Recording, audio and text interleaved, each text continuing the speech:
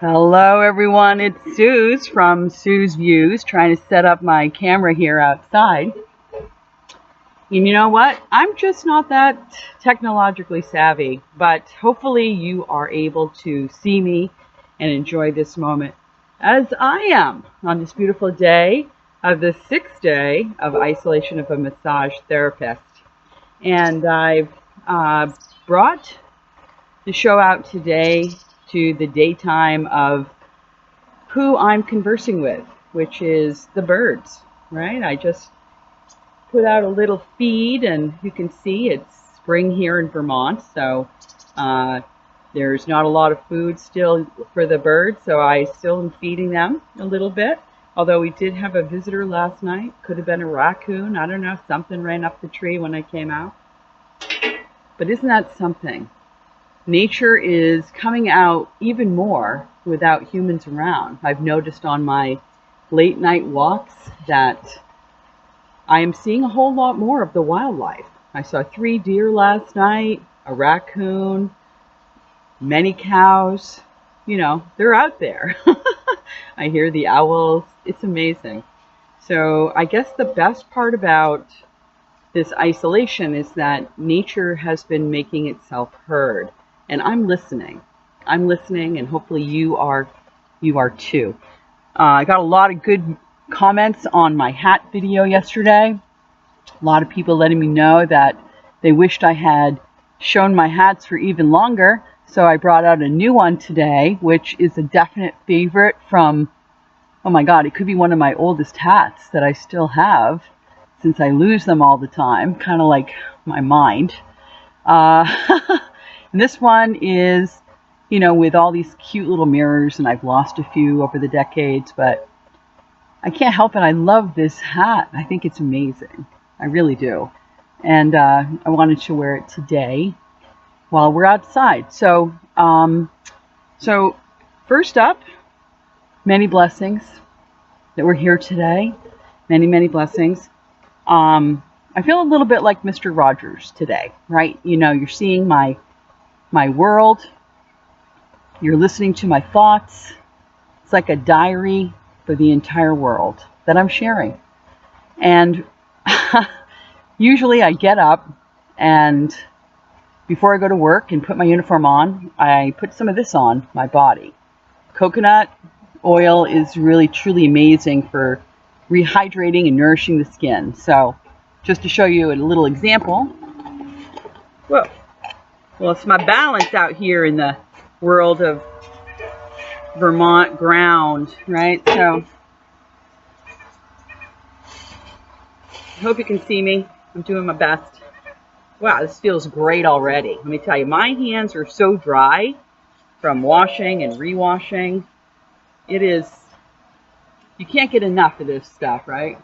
So just like I showed on one of my other videos about doing self-massage, I think it's just as important to anoint the body with oil. And what you're thinking about. I'm thinking about my friends, my loved ones. Wow, that was a little too much on the Adam's apple. At least while talking. I've never actually talked, filmed, and put oil on myself. So, you know, putting it on with love, with intention. And got a little stone wall here, so it's kind of preventing me from doing this in such a great way. But I think you're getting the point. So you definitely want to make sure you get it all over your arms. And think about loving intention while you put it on. Right? Now, I'm not going to do my whole body, because then we'd have to make this not suitable for kids. And I don't want that strike on me on YouTube. But certainly, you know, reaching down, doing your legs. And I'm doing it for the first time with you. It's like brushing my teeth with an audience, but not quite. Make sure you're really working your calf, right? Like my calf is getting a great deal of workout since I've been sitting around a lot. Because for some reason, you know, there's a lot of tension in the legs while you are seated. And although many of us feel the tension in our necks and shoulders, we don't think about how much work the lower body is doing to keep the upper body upright. Leg number 2. That feels great, I have to say. It's so soothing to put oil on your body.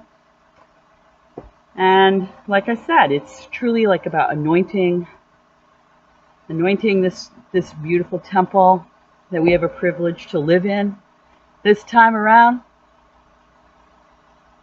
I wouldn't want to have it any other way. You know, it's not like you get a second chance at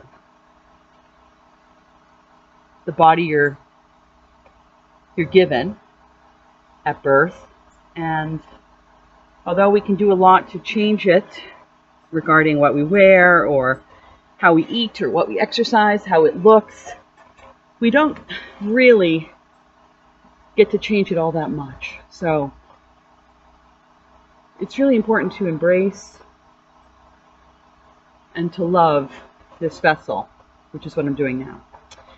So coconut oil, fantastic, look it up. And try to get the organic, because that stuff is amazing. And Nutiva is a very good brand. Shout out to my friends at Green Mountain Hemp Company. I also use their products, this is the silk, which is amazing for my skin. And you know, I've got a lot of the cracks here because I'm not massaging a lot and I'm washing my hands too much and probably doing wood, and it's that time of year. So I love to put this product on my thumbnails, right? Because when I go back to work, should I ever be so lucky, you guys will not want to feel this crusty crack right here, I can tell you. My clients are getting a whole lot more information about me than they ever wanted. Okay, now that I've completely lubed up my hands, I'm going to take this guy out, right? This guy's, what do you call it? A souvenir. Souvenir from my trip to Mexico 2 years ago. Maybe it was a year ago. I've lost track of time already. I bet you have too.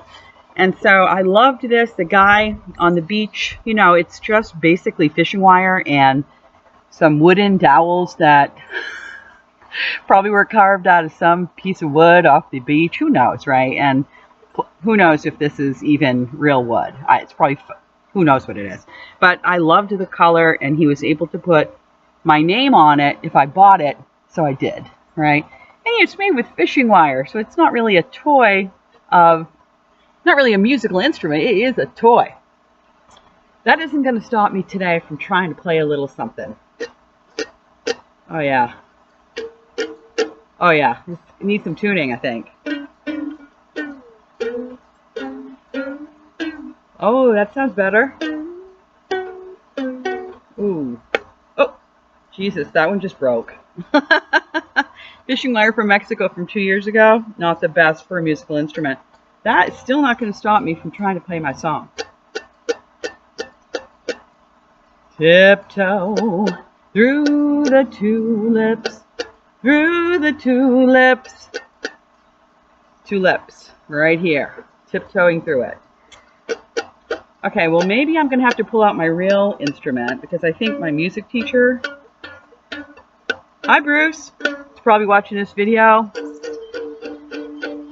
And he's not going to like that I'm playing without this being tuned. But I'll have to bring out... Maybe I'll bring my flute out next time. This is the best thing about being in isolation is that, you know, you're coming up with, I'm coming up with different ways to entertain myself, pulling out the things that I've never played with in years. And now I'm able to do that, right? I'm able to look through my collection of books and my stamp collection, my musical instruments that I haven't taken out in so long, giving the time for self-care, taking the time to stretch and exercise and tone.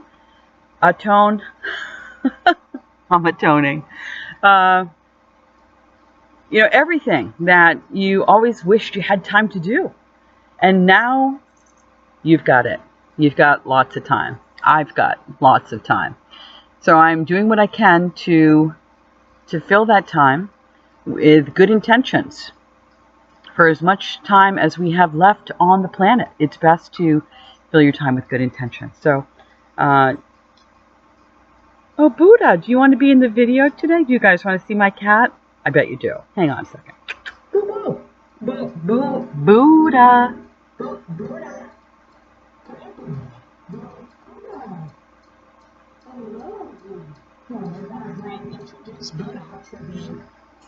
To the family of Sue's Views. Hey, Boo. Let's get a little close. Oh, listen to that purr motor. Oh, yeah. The best part about the isolation, I think, is that my cats are getting a lot of attention. I mean, they're getting more attention than they probably want, if there could be such a thing. Oh, look at those pretty blue. Oh, Buddha, yeah.